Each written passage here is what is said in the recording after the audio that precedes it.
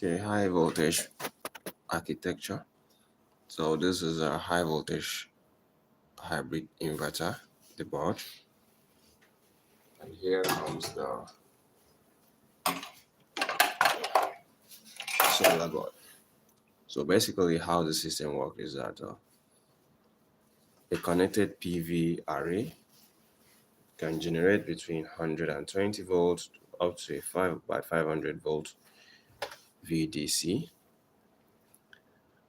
The voltage input voltage is connected through these two terminal. This is actually an earth line, yeah, to ground the solar system. So this module will generate high voltage output at these 2 points. So this 2 points is actually connected here. Now what this is that it will do a mix. So it will take some aspect of the solar, mix it up with the incoming grid if there is any available. If the grid is not available, you just take that entirely and power the load. There are relays to control the grid supply, but whenever it's working in the solar mode and it's okay, sorry, I'm back online. So it has to reconnect to the So I was trying to say, once it's using the solar, you feed in the high voltage solar here, about 320 volts. And then there's a converter. There's a hedge bridge converter system. This is it. That will actually convert that voltage. The voltage is actually sourced from this bus bar. This is the bus bar, 320 volts. Will be sourced from there. So this IGBT will oscillate. There are about 4 of them.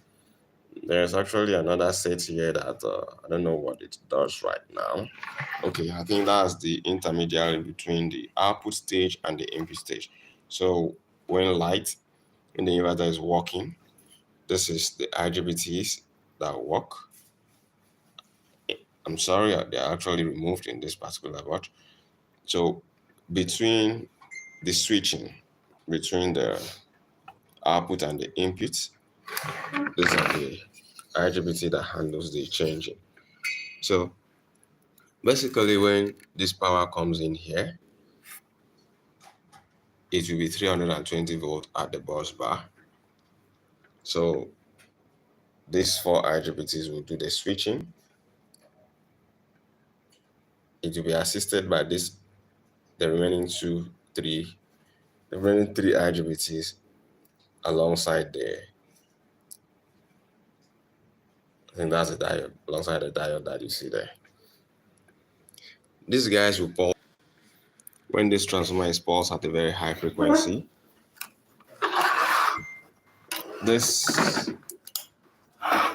one more device for the circuit to complete here. So the pulsing of those IGBTs is going to be managed by these 2 PWM controllers. And then these PWM controllers will pulse this IGBT. The IGBT in turn will pulse the transformer. The transformer output would not be good enough to power your battery. So this set of PWM controllers will now control the low side MOSFETs in this H-bridge topology to rectify that AC current or voltage that's coming from this pulse transformer. Once that is rectified, it's now sent to your battery through this 48 volt bus bar. There's actually a fuse here to protect, but the system works in a converter mode. So that's that. There can be a lot of fault that can come up, but with the explanation I've given, you should be able to follow it bit by bit till you reach your resolution. I think I have an alarm. So if you have any question, you can feel free to ask your question. Well, I will attend to you in the comment section. Yeah, because I'm gonna end this live to attend to other things. We'll be doing this in bits till we cover this session. This is the charge controller that will generate the 320 volts. So whatever you put in here as your input, this is actually not a buck. I think this does both buck and boost conversion. Yeah, it does both buck and boost. I think is it CUK? I don't remember the name they give to that. This is actually a control port where the microcontroller that controls this inverter will talk with this charge controller to either generate more power or less power. And this is also a communication channel, I guess, to this charge controller. And then this is the output section where you see those two circular lines. That's the output section. This is the power supply for this charge controller. This is also a power supply, but this is entirely from AC input. So if you have incoming AC input, this is the power supply that handles the trigger for the inverter to know that, oh, there's a grid power supply. But to power the inverter with solar, this is the power supply that handles the solar power up.